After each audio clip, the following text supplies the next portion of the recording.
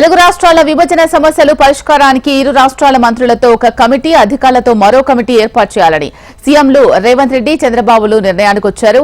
గంటన్నరకు పైగా ప్రజాభవన్లో సాగిన ఈ సమావేశంలో విభజన అంశాలపై కీలకంగా చర్చించారు. విభజన చట్టంలోని ఆస్తులు, అప్పులపై ఏపీ, టీజీ సీఎంలు మాట్లాడుకున్నారు. హైదరాబాద్ లో కొన్ని భవనాలు తమకు ఇవ్వాలని ఏపీ ప్రభుత్వం కోరగా భవనాలన్నీ తెలంగాణవేనని చెప్పారు సీఎం రేవంత్ రెడ్డి.